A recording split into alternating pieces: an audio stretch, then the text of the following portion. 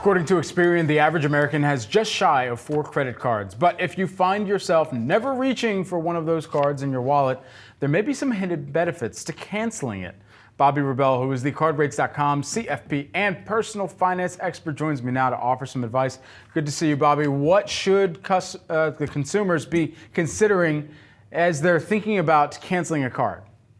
Well, first of all, thank you so much for having me, Brad. And this is a great thing to be talking about because we're often told to cancel things that we are not using, that we're paying for, things like streaming subscriptions and apps and things like that. But with credit cards, it is more nuanced. So I want to caution people to be very careful before canceling a credit card. Think about why you're canceling it. Is it because you maybe are worried about overspending? Well, there might be solutions that are very simple to avoid that. Is it because you're paying fees that you don't want to be paying because you're not using those benefits, or it simply doesn't fit in your budget? Again, there are solutions that we can talk about to get around that, because there can be serious financial consequences if you go about canceling credit cards, especially on a regular basis. What are some of the pros and cons of canceling a credit card? Okay, so the biggest pro is if you are paying a fee for something that you are not using. Of course, we don't want anyone to be paying that fee, but what you can do is go to the credit card company and ask for them to transition you, downgrade you to a different credit card, hopefully without a fee, or maybe with a smaller fee and benefits that you're actually going to be using it. You also want to avoid fraud. That's protection from others using it.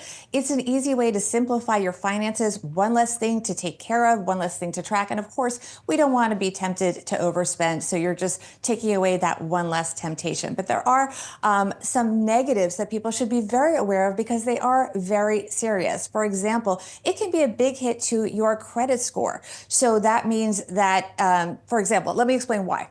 So it hurts your credit history. So if you do cancel, you want to cancel not the oldest one. You want to keep that credit history long. You want to make sure your credit utilization ratio is optimized, meaning you have a lot more, the more credit you have available to you, the better your score is going to be. So you want to make sure that you keep that. And of course, that you keep that in its optimal state, I should say. And of course, you do want to make sure that you keep those rewards and perks that you love to use. So be aware, there may be some that you really enjoy that you would be sad to see go.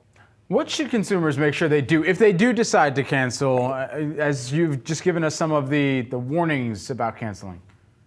Yeah, so if you do decide that it is the right decision to cancel, make sure, of course, that you pay off your balance and that you, as I just mentioned, make sure to be using those perks and benefits that you have earned, that you have paid for. You also want to make sure that you time it right. And what I mean by that is don't cancel a credit card, certainly not your longest one, before you're going to make a major purchase decision while you're applying for a loan, let's say your mortgage or a car loan, because that's going to ding your credit score right at that point. And you also want to make sure that you are strategic. Don't cancel the oldest card, as I mentioned.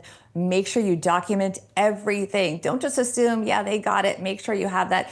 And then go to your other card issuers, because what you can do to help your utilization rate is ask your other credit card issuers for a higher credit limit. And that way you'll have more spending power, and that'll help mitigate the damage that you may have done from canceling that credit card that you did want to cancel for all those reasons we've discussed. Bobbi, according to Bankrate, a third of consumers make every effort to maximize credit card rewards, including ones who hold the balance every month.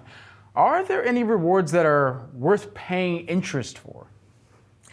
In my personal opinion, no. I think that you should not do that. I think that's a big no-no. But the rewards that people are most tempted to, I should say, are probably going to be things like travel perks, because we all love, for example, to get into those airport lounges. And you can justify them. Again, I'm not saying you should, but one might justify them by saying, well, I'm saving so much money on meals when I'm traveling because I've got a big family and we can all get into the lounge. We can all get free food and drinks and have a place to work and have solid Wi-Fi and all that stuff. So you can make the case for it, but I'm still going to say, in general, credit card interest rates are so high, Brad, 20% and plus, sometimes 30% on some store cards. So really think carefully. And if you're tempted, do some math. Figure out how much interest you're really paying on those cards and then make a proactive and intentional decision. It's probably going to be saying to you, not worth it. Bobbi, good to see you. Thanks so much for taking the time. Solid insights as always. Thanks for having me.